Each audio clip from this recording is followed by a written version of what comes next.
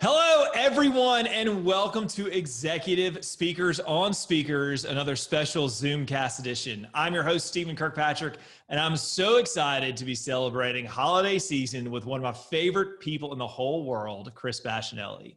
Chris is an amazing guy. He's a good friend, an amazing speaker, and we're going to get to talk about community and trust and why celebrations are so important to building community and building family and building connection. So quick couple notes about Chris, AKA Bash, which is awesome. He's United Nations speaker, Eagle Scout, National Geographic Young Explorer, and host of the TV show Bridge the Gap on PBS. His unapologetic energy and humor and compassion made him a go-to speaker everywhere, from multi-million-dollar companies to Ivy League universities to the United Nations General Assembly. And he's also the star of a lot of really cool music videos, which we could talk about later if we want to. Anyways, it is my pleasure to welcome Chris Bashinelli. Chris, how are you, man? Stephen, thank you so much. We've been talking about this for a while. I'm so happy to connect with you.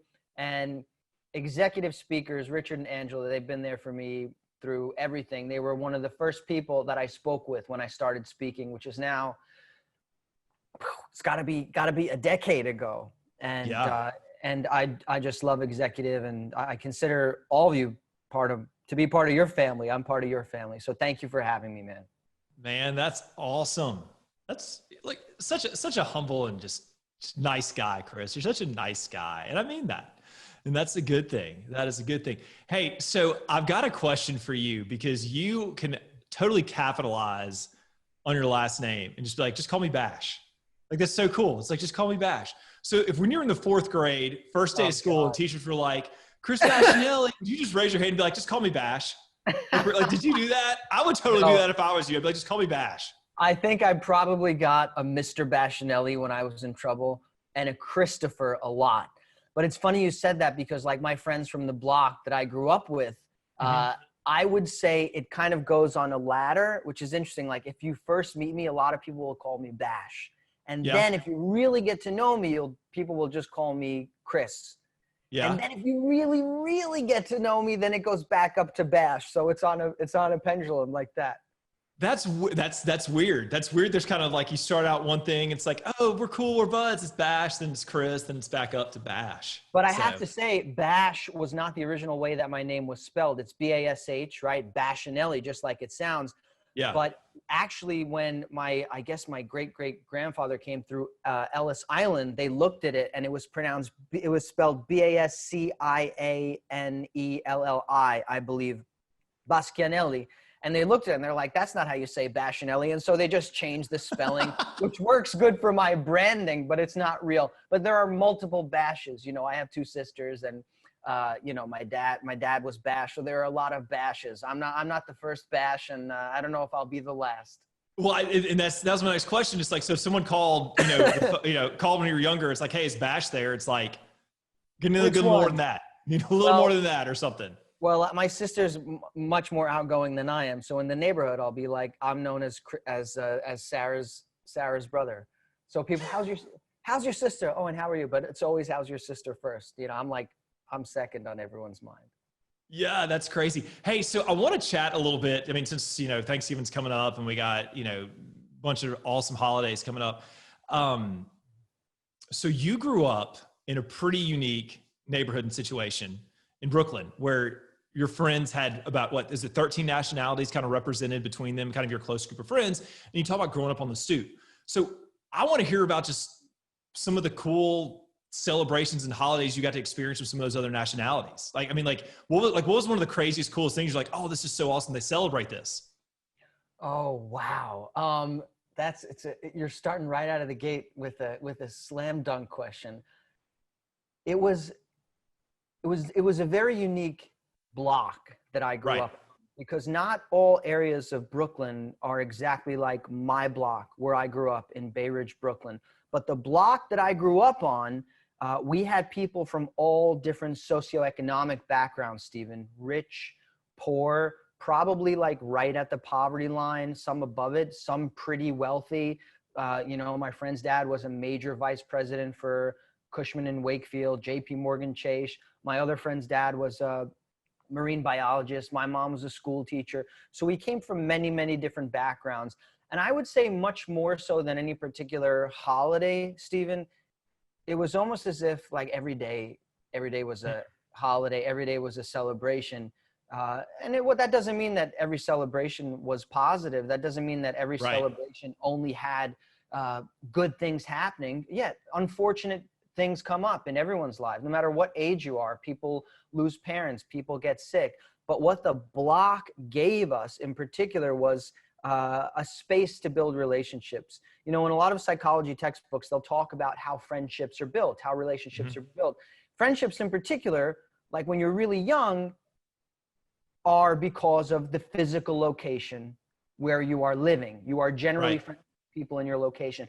I just happened to be between one avenue and another avenue on one block, on one stoop that had friends from 13 nationalities that were Russian, Irish, Italian, Puerto Rican, Korean, Muslim, Jewish, Filipino, Palestinian, American, Lebanese, Greek, and we just happened to all be born there. I say happen to, but I don't really believe in coincidence. Sure. I think it was meant to be. So our like celebration, I know it's going to sound so silly, but our celebration was football. It was football. It was baseball. It was basketball. You know, I had the best shot on my block in my mind. That's good. Not That's good. Not in That's reality. good. Yeah. It was just timeless. And even when I go back to those times in my mind, it's timeless right now, and it's a safe space, and I can recreate that anywhere I am. Yeah. That's awesome. I mean, and I think it's really cool how you just talk about, number one, the stage in life that you are and just how kids connect. You know, when you find kind of those common denominators of, hey, let's go play sports together. You know, and especially I'm assuming that most of your friends were boys. And so it's like, hey, boys are competitive. And so it's like, hey, let's go compete against each other. You know, and I think that's cool, just kind of that common denominator. And, you know, I think one of the things that I kind of want to jump into now is, I mean, one of the things that fascinates me about you and your journey is the crazy places you've gone and met people and studied, you know, and done specials in, because it's literally like all of these out of the way places. But it's really cool just hearing your thoughts on how we're very much the same, how your stoop in Brooklyn's very similar to, you know, a place in, you know, Mongolia that you went to. So I guess my question for you is, kind of as we go start on this, how do you feel like your time on the stoop with those friends prepared you to go to all the kind of outer reaches of the earth in search of kind of community and connectivity? Wow.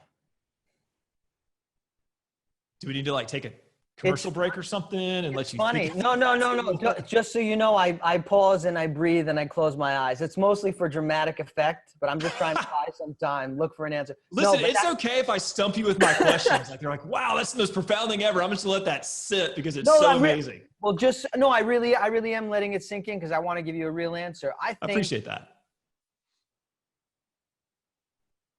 It's funny, like when I grew up, I just assumed that everybody grew up with people from all over the world on their block, in their neighborhood. Like when you're a little kid, you think everyone grows up like you grow up. Right. I thought everyone had Arabic friends and Irish friends and, you know, I just thought that was normal. And look, we didn't always get along. We made fun of each other a lot. There were a lot of issues that came up in our relationships. But when you're young, it's good to have that safe space, being the stoop, that place of equality where it's like, yeah, you know, you're going to make fun of your friend, but you know, your mom is not going to let you come in for dinner until you work out the problem with that friend.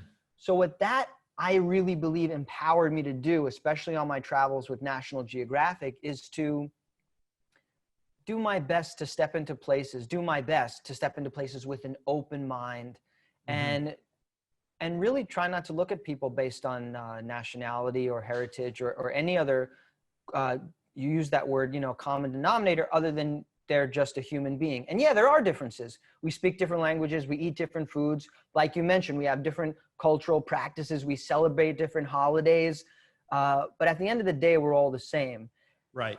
One particular experience comes to me, and somebody was just asking me about this yesterday, going to Mongolia and I say performing because it was really just a comedic performance, but wrestling in an art form known as Bach Okay. wrestling. That's kind of saying wrestling. So it's Bach, which is traditional Mongolian wrestling. And that was something I was really passionate about. I wanted to do. It's one of the 3 manly sports in Mongolia. And Wait, hold on. What are the other 2 manly sports? Oh gosh, horseback riding and archery. So Okay. based on just my qualifications, I would not be considered a man in Mongolia. I didn't pass those tests. So this one dude that I wrestled in Mongolia was so big. And I say jokingly that he looked like Goro from Mortal Kombat, but he was, a big dude. 6'5", I don't know, more than 300 pounds. And we're wrestling and he just flicks me off with no effort at all. Could have probably killed me if he wanted to, but I gave it my best. I got destroyed. But the point being that at the end of that wrestling match, Stephen, he's talking in Mongolian, of which I understand nothing. And he's talking, and then he says, Bruce Lee, ba, ba, ba, ba, ba. And I look at my translator and I'm like, did he just say Bruce Lee? And he's like, yes, he wants to share with you a story of Bruce Lee about acceptance. And there we are from 2 different parts of the world. Interesting. And at that time I had a Bruce Lee poster on my wall connecting on this martial artist philosopher with that one moment of connection. I thought, that's it. That's crazy. I mean, again, you think of how, media and entertainment, how it kind of transcend culture. You think about Bruce Lee, and then it's like how you 2 shared this moment with Bruce Lee.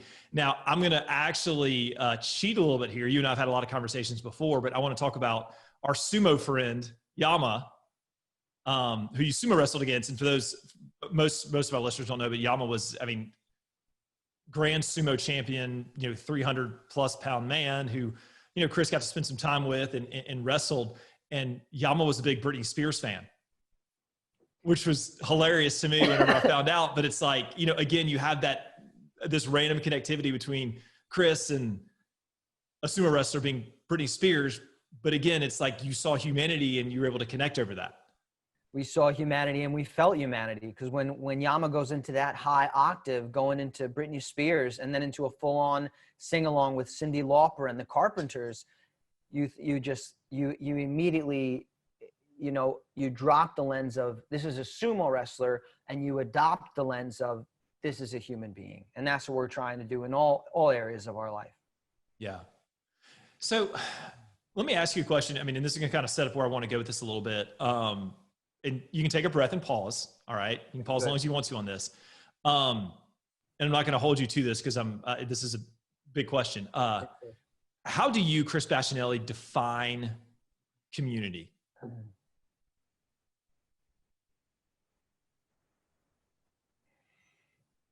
Community is a state of mind that has the greater interest of the people in your area above the greater interest of yourself. Alex, that's a pretty good definition right there. That's pretty good. We have to call Merriam-Webster's and say, hey, we think we got a community. That's not what they have.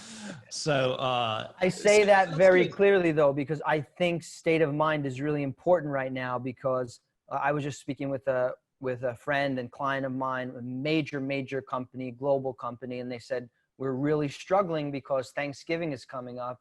And one of the people on the call said, I don't know how my dad is going to be able to go through Thanksgiving without seeing his family, but he was an older man and it wouldn't be safe. And so community starts within each of us. If we don't have that sense of community, how are we ever going to create a sense of community in our neighborhood? It's impossible.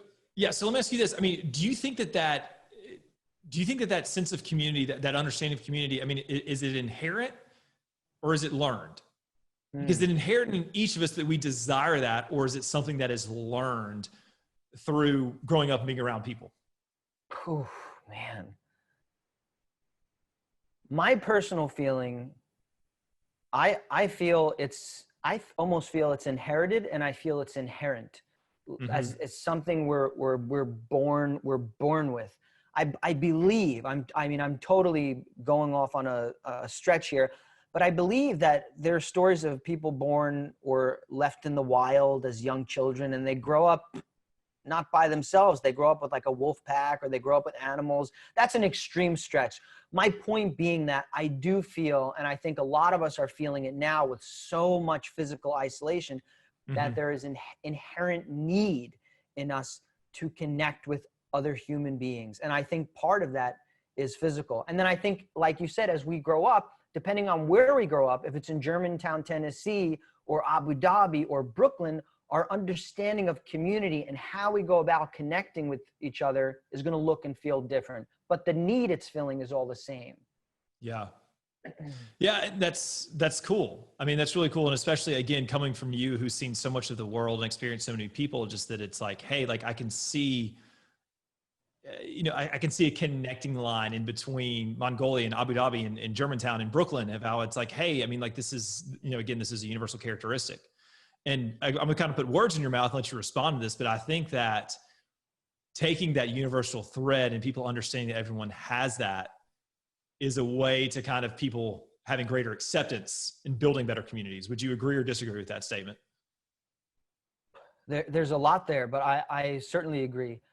I remember when I was in Tanzania, and my professor, Mwagi Nyagi, he was from Kenya, and he spent a lot of time with our professor, Mwalimu Aarons, who passed away, unfortunately, recently. But when they led us through Tanzania on this cultural exchange program, I remember when I came back, I have goosebumps now. I was motivated. I had shot this documentary, and I went to my professor, who was fluent in Swahili, who was very well versed in anthropology, which is what we studied. And I was like, can you join my board of directors? I want to start this production company called Bridge the Gap TV. I want to bridge the gap between people and cultures. And I'll never forget, I was a kid at the time, and he said, I'll join your team on one condition, that you promise to demystify foreign cultures to a Western audience. And I thought, I didn't even know what he meant at the time. Right. What he There's meant, a lot there. Talk about statements that have a lot there. There's a lot there.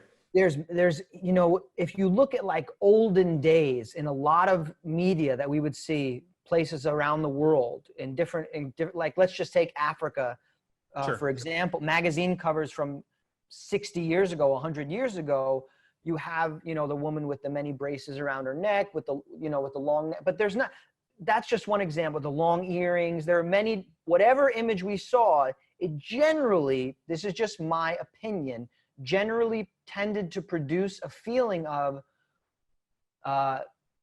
we're over here and they are over there. And what he was saying is that type of media, all it serves to do is deepen the gap between self and other. Whereas what I'm trying to do is demystify, de-foreignize, that's not a word, but humanize people so that we can instead bridge the gap. That's the goal. It's so simple. It's our natural state. That's pretty big. That's pretty big ask, pretty big undertaking. Hey, I want to switch gears here really quick. And one of the things you talk about a lot is trust and building trust and having trust. And one of the things I think that fascinates me about your story is you going to these remote cultures, Tanzania, Mongolia, and saying, hey, I want to film you. I want to do a documentary on you. I want to do that. Right. Talk to me about, number one, where that courage comes from in you to go to someone and say, hey, I want to portray you in a good light. And then number two, how did you build that trust with them of them agreeing to it? Because I think that's again, that's a big ask. I think a lot of people don't understand how big of an ask that is of some of these remote cultures. When you see, how many camera crews do they see with guys from Brooklyn coming and being like, hey, we're going to hang out for a little while and record you? Well, I really appreciate the question. And I think you can appreciate it with your years in Hollywood, the television background. It's that people are not going to open up on camera unless they trust you. Because not only, it's not a one-on-one conversation where they're just trusting you, they have to trust your greater intention of where you're going to go and how many millions of people are going to see that footage in that television program. There's a major amount of trust involved. I wouldn't say, it's funny, I never thought of it as courage. To me, it always just felt natural. Maybe that's just being naive. But I just thought, why not? Why wouldn't this person want to connect with me? Because I know my intention, and I spend a lot of time with myself. I know myself and I know my intention. So I have no problem going to someone and asking them to record them on film, because I know what my intention is. In the beginning, the first program that we filmed, believe it or not, was on the Pine Ridge Reservation in South Dakota, which is still one of the poorest places in America, been burned terribly by people that look like me, making documentaries about them.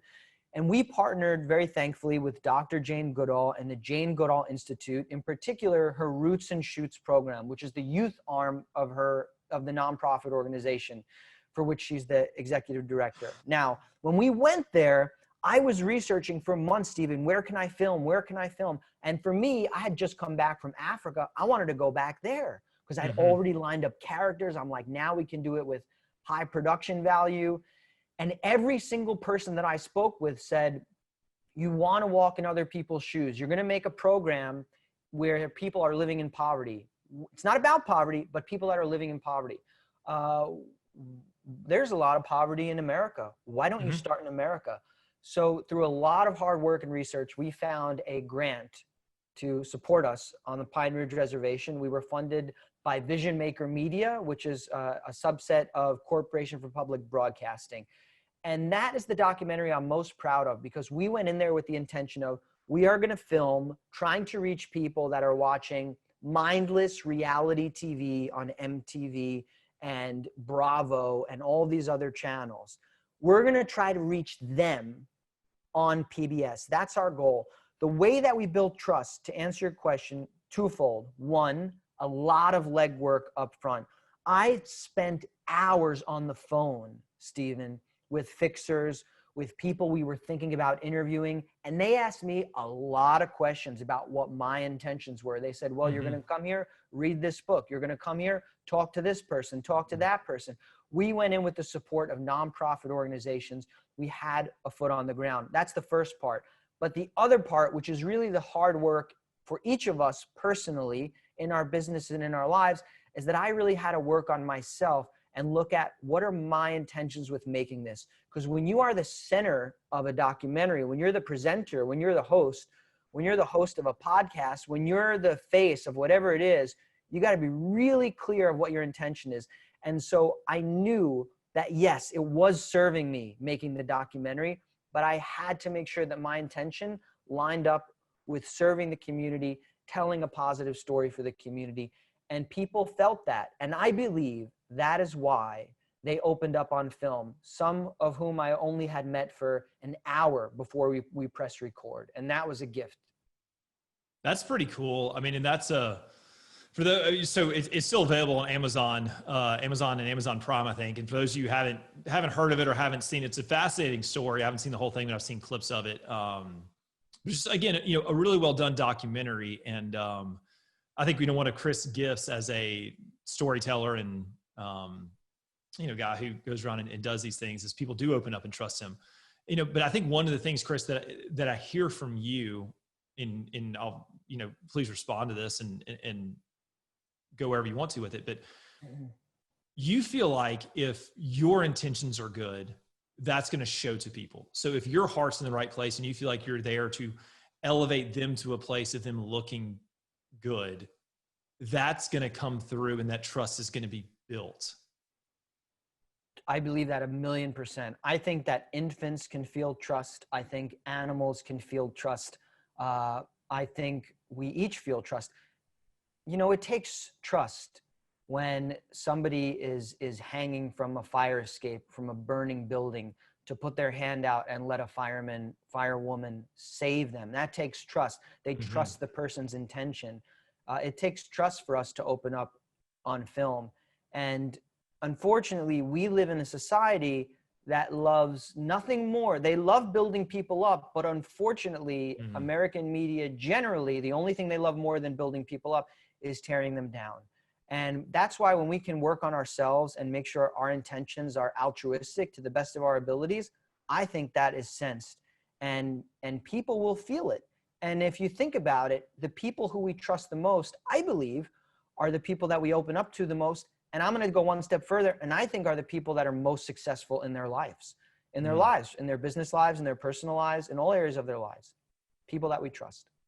Yeah. And trust at the end of the day is really simple. Trust means that the other person has my best interest in mind. That's it. It's really simple. So in that sense, it almost like doesn't matter so much what we say or how we say it. We get like very tripped up in our society because we want to know, we want to be respectful and we want to be appropriate, which is important, but not to the point where you are so nervous you don't say anything. Have a good intention. You mess up, great.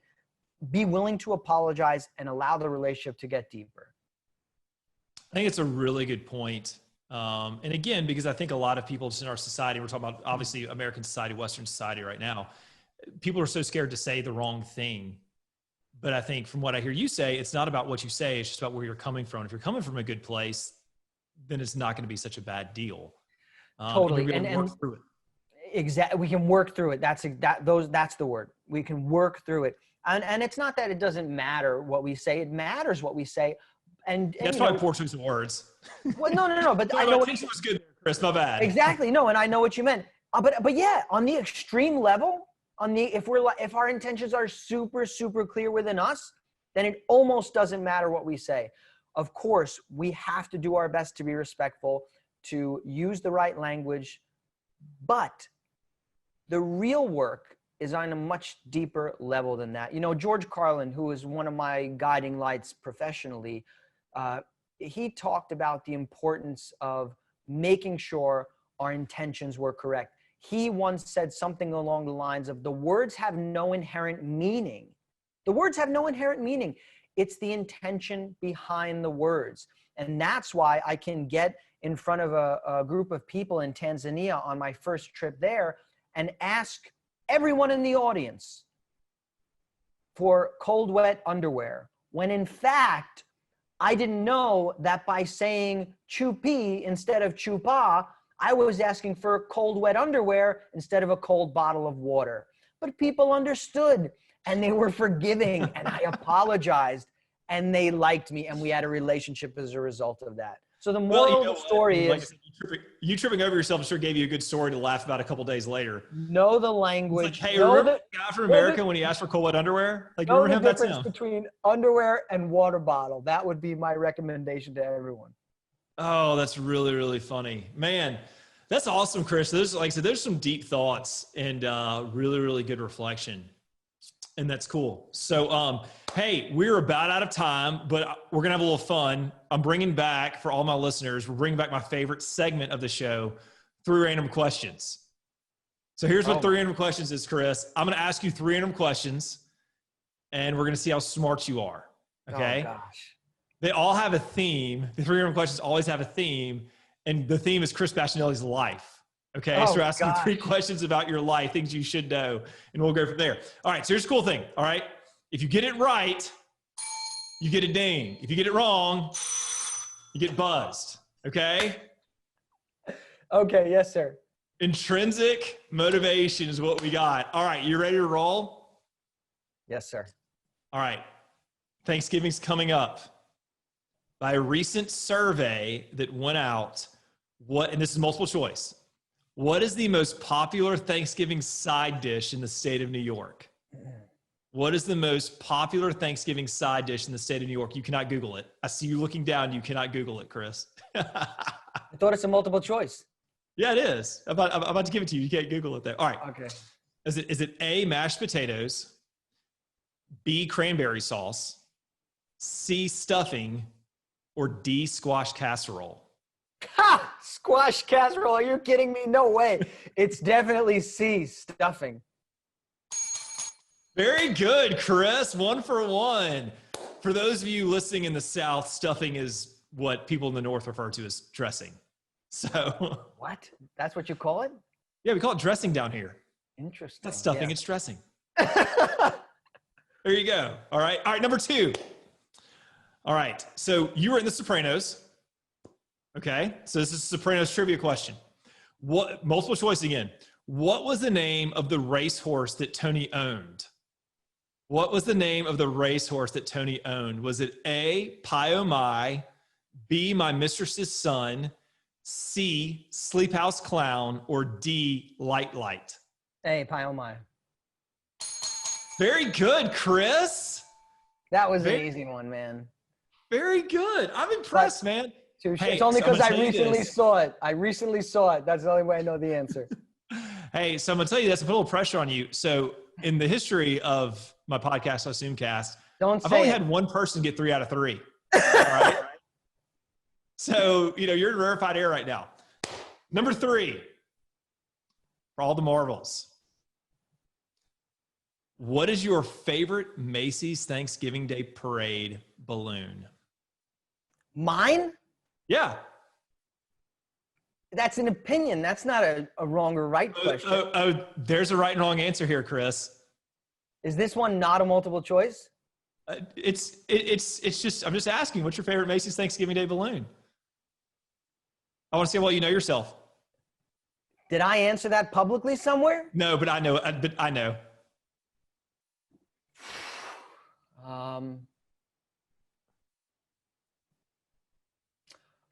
I got 3 answers in my head. Oh. I'm going to just have to take a guess here. I know it's going to be wrong. Snoopy. Oh my dear Lord. We went 3 for 3. He got it right. Oh my God, no way. Gosh, look at that. See? You got to trust yourself, Chris. Come on now. That's crazy. I wasn't sure if it was Charlie Brown or Snoopy or Mickey Mouse. How did you know that? I didn't even know that. I just know these things. Wow. You are crazy. You host a show, you know things. It's kind of crazy. So anyways, everyone, we want to say thank you so much for joining us. For more information about Chris Bashinelli, go to our website, www.executivespeakers.com. You can type in Chris Bashinelli. You can get speech topics, bio, video. Obviously, Chris is an amazing guy, does everything to help out his clients, and can't say enough good things about him. Bash, my brother, my friend, have a wonderful Thanksgiving. Thank you so much for giving us your time, and we'll look forward to seeing you again soon. Thank you so much, Stephen, and executive speakers. Thank you so much. Take care, man. Peace.